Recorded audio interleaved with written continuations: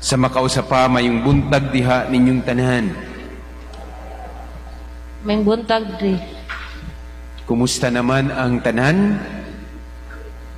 Bitaw, salamat kaayo sa inyong presensya karon. Adiin anaa kita isip usa ka katilingban sa Dios.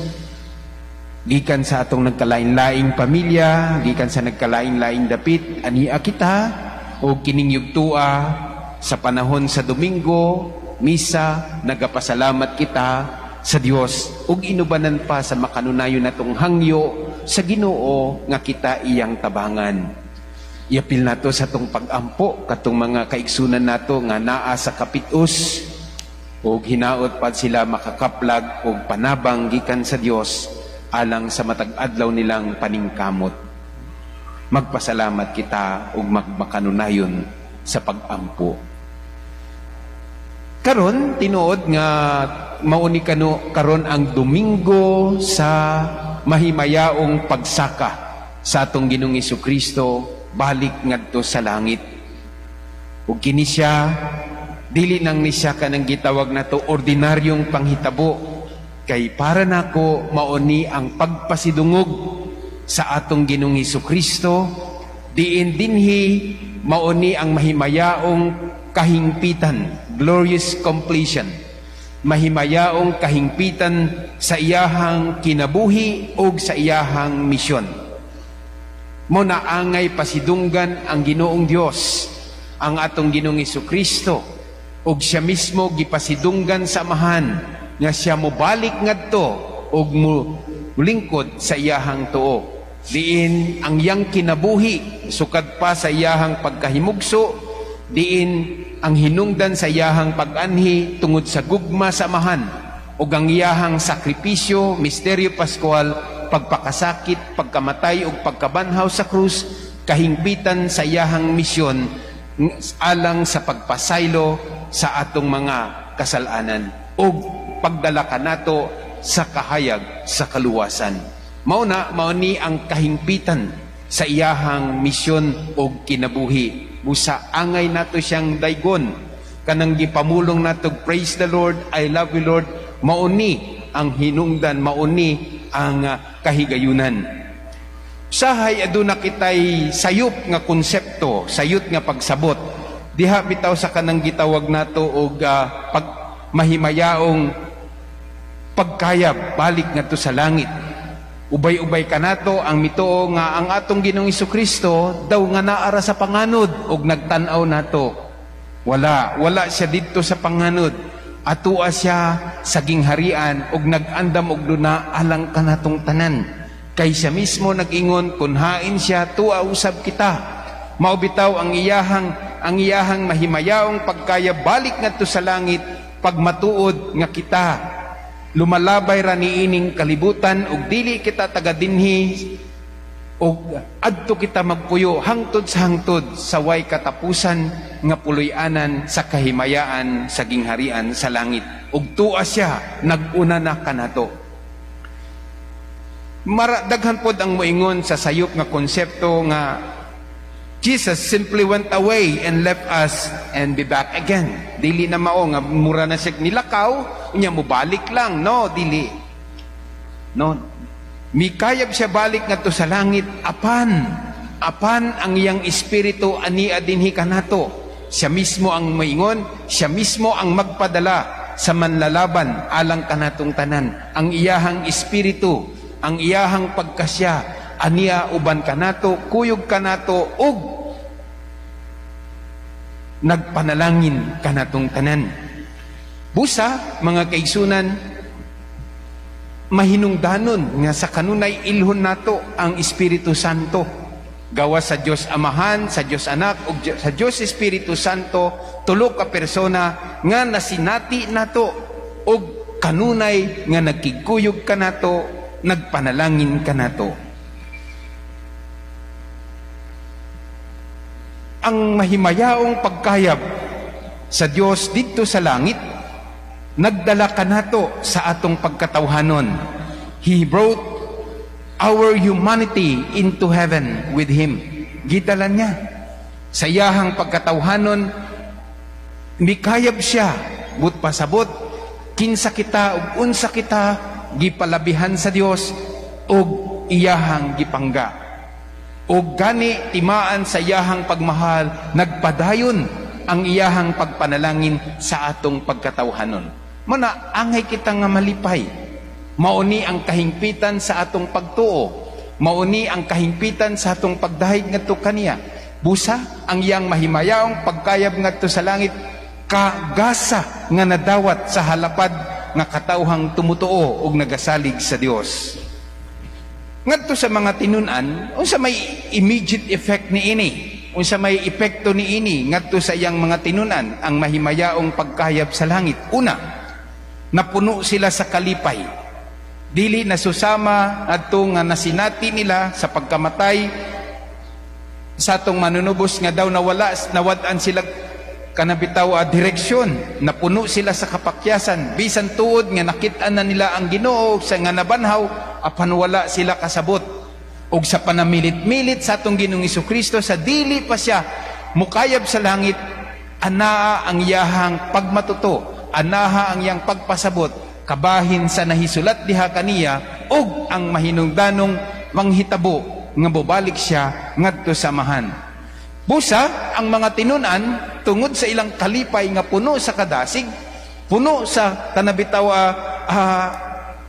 inspirasyon, madasigon silang nagasangyaw sa pagpasaylo.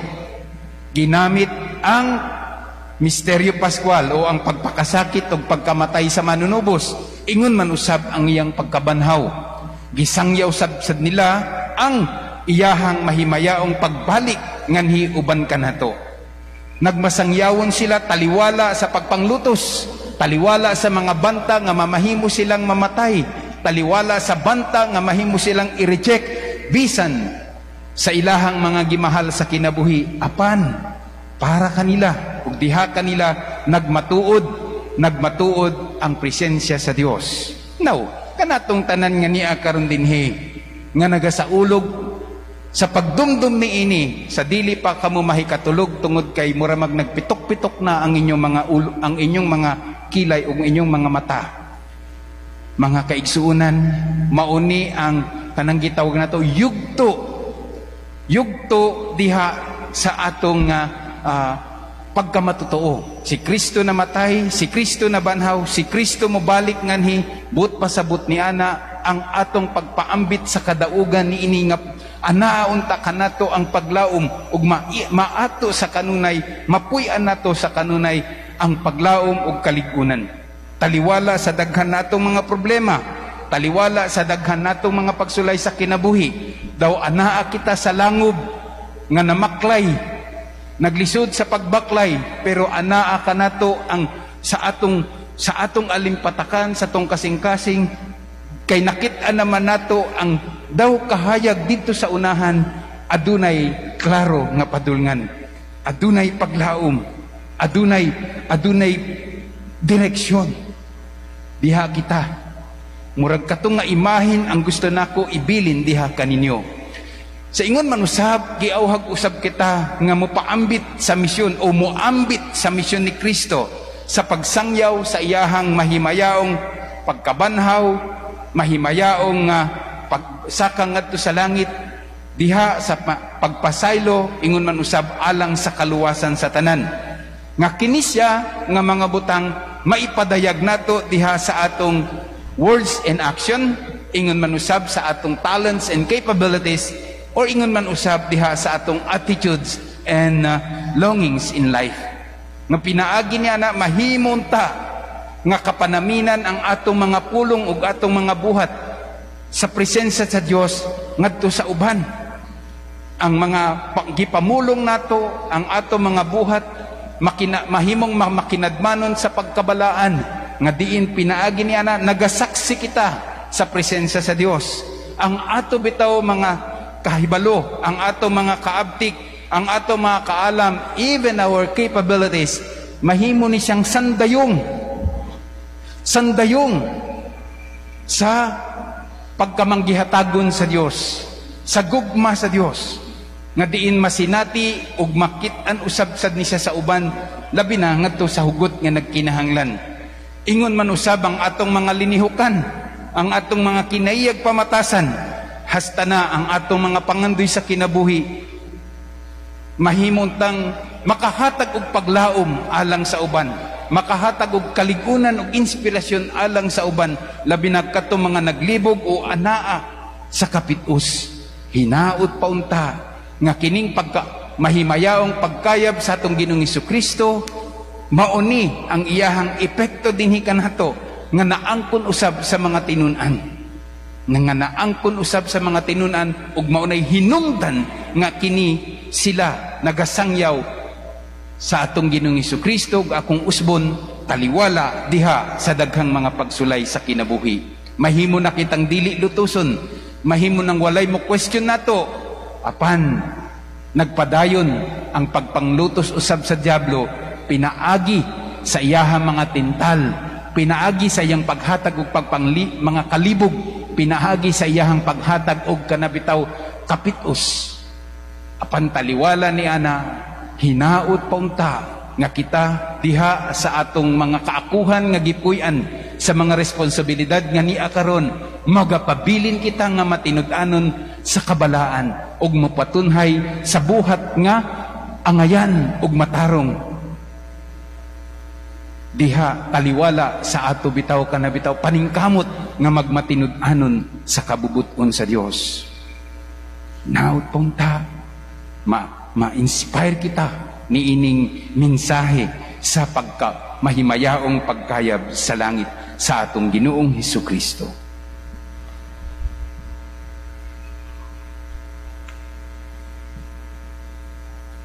Sa mapadayunon natong paghatag og kabililhon ni ining tanan, manindog kita gikan sa atong kasing-kasing, gikan sa kinatibukan natong pagkatao, ipadayag ta ang atong pagkamatuohon sa pag-ingon.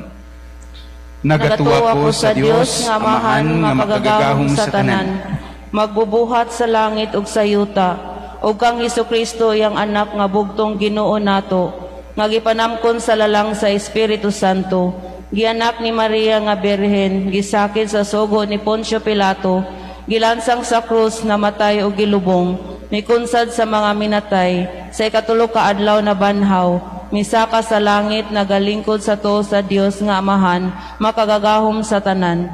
Gikan didto mobalik siya ang paghukom sa mga buhi ug sa mga minatay. Nagatuwa ko sa Espiritu Santo, sa Santa Iglesia Katolika, sa kambitan sa mga santos, sa kapasayloan sa mga sala, sa pagkabanaw sa lawas ug sa kinabuhing dayon. Amen. Mga kaigsuunan, sa atong pagdumdum sa mahimayaong pagsaka sa atong Ginoong Hesukristo, itunol ta ang atong mga pag-ampo. Sa pagkayab sa atong nabanhawng Ginoo ngadto sa langit, may mga anghel nga mipahinumdum sa iyahang mga tinunan nga mubalik raon niya siya. Samtang nagpaabot kita sa sunod niya nga pag-anhi, padayunon nato ang iyang buhat, pinaagi sa pag-ampo alang sa tanang katawhan ug sa ilang mga kinahanglanon diha sa pag-ingon. Ginoo, dungga ang among pag-ampo. Ginoo, dungga ang among pag-ampo. Alang sa simbahang Katoliko nga manununod sa paglaom, mutubo ug mulambo aron kita magmata ug mag-alisto pinaagi sa mapadayunong pagsangyaw sa kadaugan, samtang nagapaabot kita sa adlaw ni Kristo. Magampo kita sa Ginoo. Ginoo, dungga ang among pag-ampo.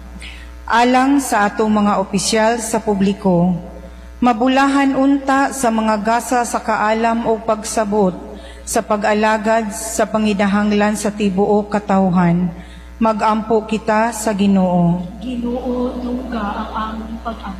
Alang sa tanang katawhan sa kalibutan, nga ang kalinaw ug mahigugmaong kaayo sa nabanhawng Ginoo, maghiusa kanato sa pagsinabtanay ug pagkamaalagaron. Magampo kita sa Ginoo. Ginoo, dungga ang among pag-ampo. Alang niadtong nag-anto sa sakit ug balatian, kagutom ug kahuhaw, kawalay puloy-anan ug kawalay trabaho, Ngaron sila makadawat ug mahigugmaong tubag sa ilang panginahanglan. Magampo kita sa Ginoo. Ginoo, dungga ang among pag-ampo. Nga ang mga sulugoon sa Dios, Teofilo Kamumot, Obispo, ug Diyos Hevalier Pare, nga mabayaw na sa kadungganan sa altar, magampo kita sa Ginoo. Ginoo, dungga ang among pag-ampo. Nga ang matuuhon nga nangamatay, mabanhaw na ug makaambit sa mahimayaong kinabuhi sa nabanhawng manunubos, magampo kita sa Ginoo. Ginoo, dungga ang among pag-ampo. Makagagahong nga amahan, ang nabanahong Jesus nagpuyo uban kanamo og kanimo, ug siya mao ang hingpit nga tigpagama sa among mga pangamuyo.